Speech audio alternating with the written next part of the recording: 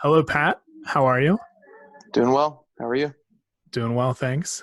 Pat, you are the owner of Factory Sports in Lewes, Delaware. hmm And when was that? When was the factory created? This is our sixth year. Your sixth year. And you would hmm be considered a small business. Correct. What kind of services would you offer normally outside of the COVID life? So right now we would be doing, basketball season just ended, so we just got done our youth basketball league, which is pretty large, and everybody is wanting to be indoors during the winter season. So springtime um, is actually the slowest time for us. So timing with all of this is not terrible because we're slow anyway. But right now we would be getting into AAU basketball training. Right now we have kids that are home from college, and so they want to work out. High school kids just got done their season; they want to work out, and we're gearing up for the summer season. And what kind of facility do you have? We have a large basketball court. So when we say gym, that's what we're talking about. We're talking about a gymnasium after the basketball court. We have about 20 to 30 feet of strength and conditioning equipment. Obviously, our basketball courts also houses pickleball nets. It houses volleyball court, and then we have some batting cage nets in there as well for indoor field sports that can go on inside as well. So, pretty much everything you do involves having over 10 people. 10's kind of been what the CDC's recommended, well, previously recommended. No more than 10 people in a room. Everybody staying 6 feet apart. So under those guidelines, your business would have a tough time functioning as it has. Correct. And according to, the latest thing, we were forced to close. It wasn't And really at first it was our option. We were kind of like, well, we with those guidelines that you're speaking about, yeah, there's not a whole lot that we can do because we're very hands-on. So even if we're doing a small group basketball training, I'm still rebounding and passing basketballs back and forth, which is kind of, you know, counterproductive as far as not transmitting. how have you adjusted? You've been closed for a couple weeks now. Is that correct? Yeah, that's right. Well, Has we're trying to figure that out as far as adjustment goes. We're trying to figure out how to do online stuff, how we can be a service to the people, even though they're not in our gym. We're not meeting them at a field. We'll do flag football stuff, but we can't. That's kind of out as well. So we're in the process of brainstorming and trying to figure that out. We're kicking off a couple opportunities next week, so we'll see how that goes. are you able to elaborate on those? Yeah. So one of the things that a couple of our coaches actually came up with was esports, and actually we've talked about this like about a year ago. Now I'm a like let's get in the gym and work out kind of guy. So when I hear esports, I'm like, what is that? But here we are, and they really wanted to do this, and so um, they put together a way for the basketball players to interact with their basketball coaches who they were seeing regularly, but obviously now can't. So now they can play NBA 2K online with them and kind of do a tournament that way. So that's been really neat. We have a lot of interest from our youth basketball kids that way, and so that's one of the opportunities that we're offering. That's still a way for you to hold on to that community aspect of your business, which I know you value greatly. Yeah, yeah. That's a large part of coaching is aside from the technical side of what exactly you're teaching, it's the relationships that you build with your players and clients. And so we're trying to maintain that as well. And we miss the kids miss the coaches, and so that's one of the ways they can kind of stay together and maybe do something like this when they're playing against one another. So that's a NBA 2K league. Interestingly enough, now the NBA is doing a 2K league among their players, which being Oh, televised on ESPN. I did see that. Yep. So that's I guess it's good timing for us.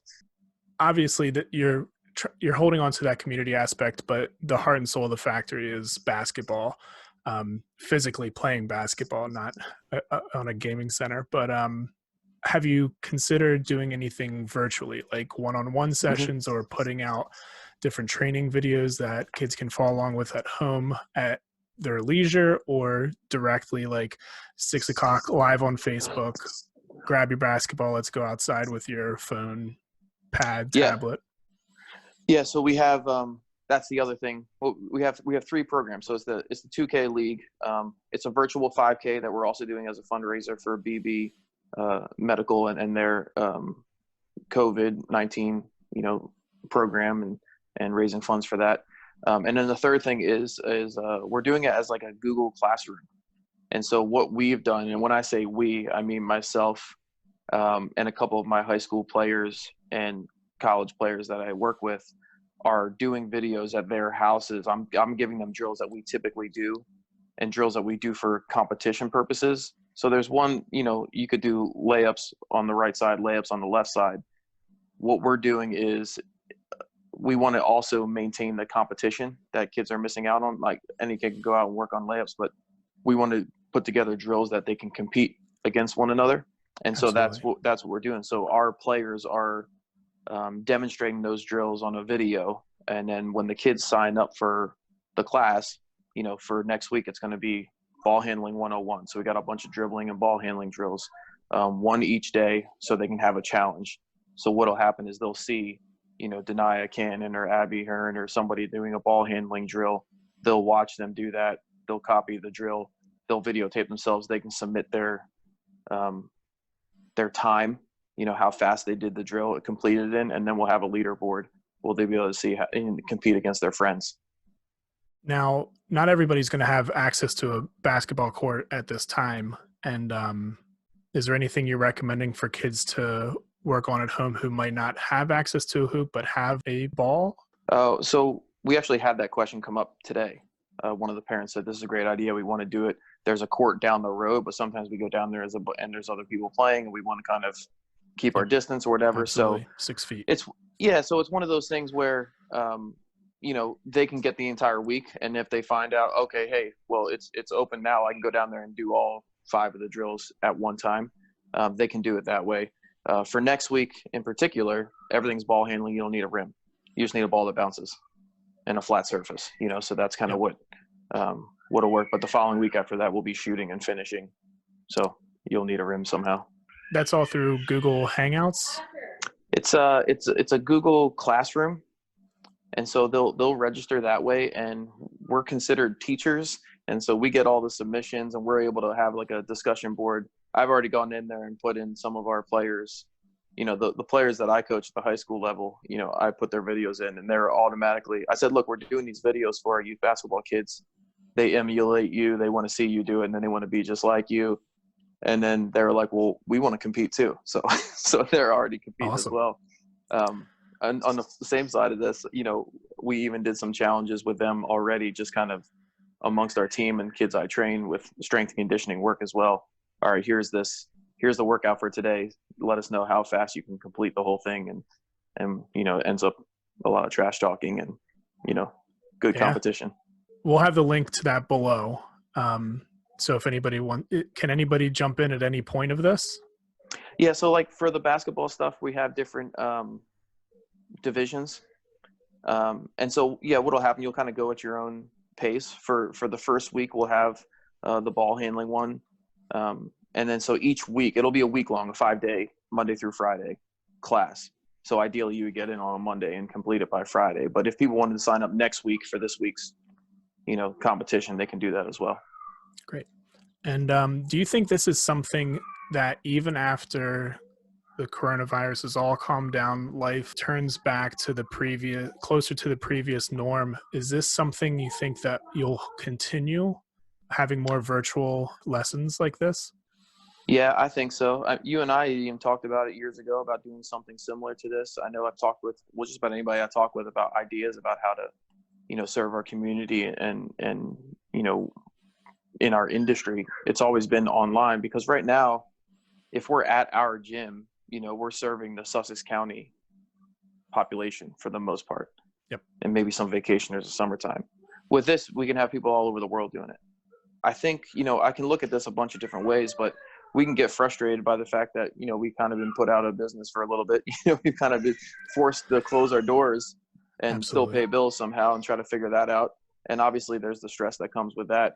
On the flip side of that is we might end up with a bunch of different revenue streams that help us out. and make us pivot and navigate, this to where we can continue to do this when we get back in the gym.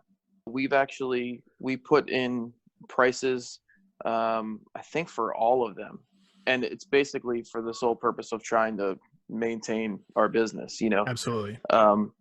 And particularly for the 5K, part of that money is going to BB and helping with their expenses as well. Yeah. And so, a lot of the people are doing drills and things like that for free. And we consider that, obviously. It's going to be a nominal fee. It's going to be $5 for a week, and so that'll help us, a little bit with our expenses. And then, it keeps us interacting. We think that the classroom and the discussion back and forth sets us apart, makes it a little bit different than just, go online, find a drill and do it. Absolutely. So we've got the video game tournament, the NBA 2K tournament. We've got the 5K fundraiser for BB Hospital. And then we have these weekly competitions or trials.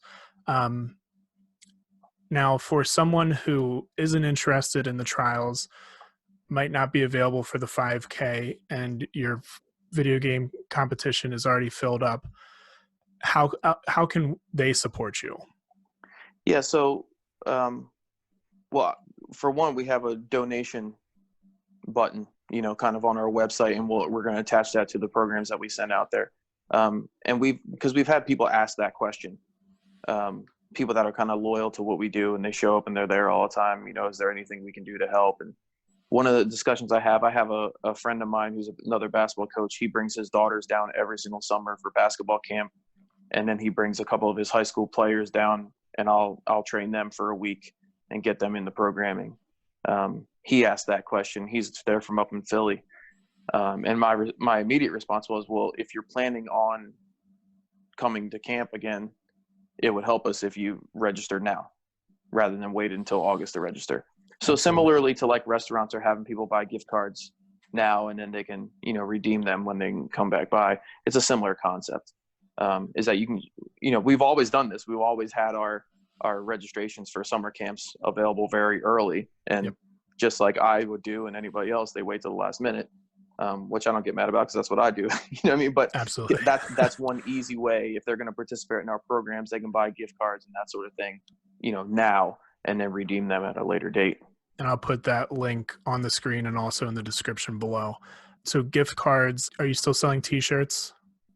I think we have a store, an online store. Okay. That we can do things that way.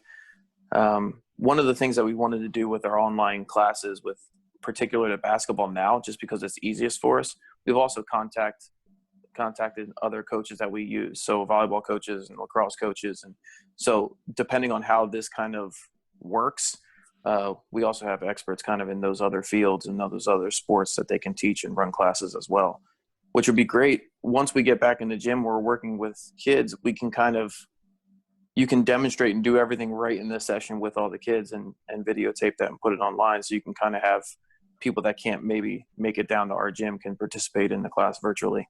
Absolutely. Now, how can people follow you and keep up to date after this video? What's going on with the factory? We post kind of regularly on Facebook and Twitter and Instagram. Factory Sports DE is the handle. Our website's up to date and updated regularly. If people want to contact us directly, email is the best. All those emails you can direct message us on the social media or email us through the website. And Brad and Nicole are doing a great job keeping everything rocking and rolling. They respond, within 24 hours to any messages that we get. Is Nicole doing any classes through like Facebook Live or this Google? Well, she has been doing like preschool sports classes, and so great.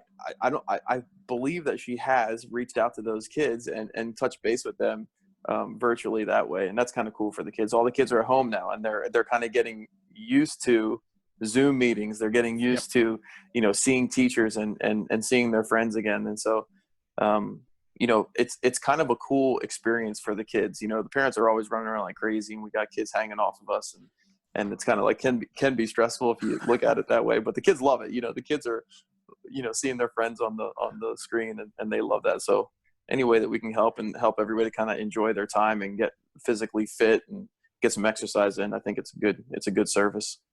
All right, Pat. Well, thanks for hopping on this call with me. And to everybody out there, try and show the support to your local small businesses as best as you can. Check the links below in the description, and we will see you in the next episode. Thanks, man. Appreciate it. Yeah, thank you.